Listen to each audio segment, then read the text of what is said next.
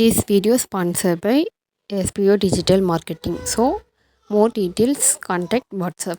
Skip பண்ணாதீங்க. பெரிய தப்பு. தினம் 300 ரூபாய் சம்பாதிக்க அரிய வாய்ப்பு. இன்ஸ்டாகிராம், ஃபேஸ்புக் பயன்படுத்த தெரிந்தால் போதும் content post and content publishing மூலமா தினம் 300 ரூபாய் சம்பாதிக்கலாம். இந்த வேலை செய்ய 5 நிமிடம் போதும். Work training support, group communication support, all language customer live chat support, முக்கியமா சொந்தமா ஒரு பிசினஸ் ஸ்டார்ட் பண்ற அளவுக்கு உங்களால கற்றுக்கொள்ளவும் முடியும், சம்பாதிக்கவும் முடியும். இந்த வேலை வாய்ப்பு வழங்குவது 5 வருடத்திற்கு மேல ரன் ஆகிட்டு இருக்க நம்ம தமிழ்நாட்டு company school of business organisation private limited. மேலும் விவரங்களுக்கு டிஸ்கிரிப்ஷன்ல கொடுத்திருக்க நம்பருக்கு வாட்ஸ்அப் பண்ணுங்க. மசாலா பூரி எவ்வளோ சூப்பராக வந்திருக்கு பாருங்கம்மா. இதுக்கு வந்து சைட் டிஷ்ஷே தேவைப்படாது, அப்படியே சாப்பிட்லாம்.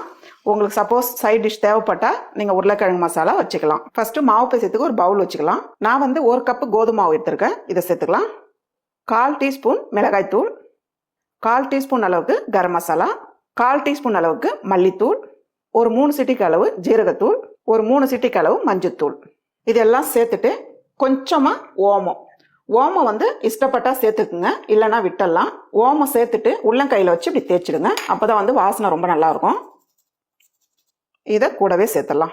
கூடவே 1 டீஸ்பூன் அளவுக்கு ரவை சேர்த்துக்குங்க. ரவை எதனாலனா கொஞ்ச நேரம் உப்பெல்லாம் வந்து அப்படியே இருக்கும், அதே போல் நல்லா சாஃப்டாகவும் இருக்கும். 1/4 ஸ்பூன் அளவுக்கு சர்க்கரை சேர்த்துக்கலாம். சர்க்கரை வந்து கலருக்காக தான், அதே போல் டேஸ்ட்டும் கொஞ்சம் நல்லாயிருக்கும்.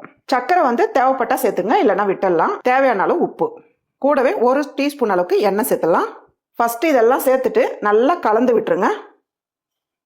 கூடவே பொடியை நறுக்குன கொத்தமல்லி இதையும் சேர்த்துடலாம். இதையும் சேர்த்துட்டு நல்லா கலந்துருங்க. இந்த அளவுக்கு கலந்துட்டு இப்போ கொஞ்சம் கொஞ்சமாக தண்ணி விட்டு நம்ம எப்பயும் போல் சப்பாத்தி மாவு பிசைகிற மாதிரி தான். பிசைகிறதுக்கு மட்டும் ரொம்ப ஹார்டாக பிசையாதீங்க. நல்லா இந்த அளவுக்கு இப்படி பிசைஞ்சிங்கன்னா பூரி வந்து நல்லா சாஃப்டாக வரும். கொஞ்சம் கொஞ்சமாக தண்ணி விட்டு நல்லா சப்பாத்தி மாவு பதத்துக்கு பிசைஞ்சு எடுத்துக்குங்க. பாருங்க, இந்த அளவுக்கு நல்லா பிசைஞ்சு எடுத்துக்குங்க. ரொம்ப தண்ணியாக இருக்கக்கூடாது, அதே போல் ரொம்ப கெட்டியாகவும் இருக்கக்கூடாது. இது மேலவே கொஞ்சமாக கையில் எண்ணெய் தொட்டு நல்லா அப்படி கலந்துருங்க. மேலே அப்படி எண்ணெய் தொட்டு கலந்துட்டிங்கன்னா பூரி மாவு வந்து காயாமல் இருக்கும். இப்போ இது ஒரு 5லேருந்து ஒரு 10 நிமிஷத்துக்கு அப்படியே இருக்கட்டும். பாருங்கள், நான் வந்து ஒரு 5 நிமிஷத்துக்கு நல்லா ஊற வச்சுருக்கேன். நல்லா மெத்துன்னு இருக்குது பாருங்கள். இது போல தான் இருக்கணும். உங்களுக்கு வந்து ரொம்ப சின்ன பூரியாக வேணும்னா மாவு வந்து ரொம்ப கம்மியாக எடுத்துக்கோங்க. மீடியமான சைஸ்னால் இந்த சைஸ், இந்த அளவுக்கு உருண்டை போட்டு வச்சுக்கோங்க. இப்போ பூரிக்கட்டை வச்சுக்கலாம். பூரிக்கட்டை மேலே லைட்டாக மாவு சேர்த்துருங்க, கோதுமை மாவு. இப்போ நம்ம எடுத்துருக்க உருண்டை வந்து இப்படி நல்லா ரோல் பண்ணிவிடுங்க. அதே போல் கோதுமை மாவில் கொஞ்சம் திரட்டி எடுத்துக்கோங்க. ரொம்ப மெலிசாக திரட்டக்கூடாது, கொஞ்சம் திக்னஸ் இருக்கணும். அப்போ தான் வந்து பூரி வந்து நல்லா உப்பி வரும். ரொம்ப மெலிசாக திரட்டிட்டிங்கன்னா பூரி வந்து உப்பாது.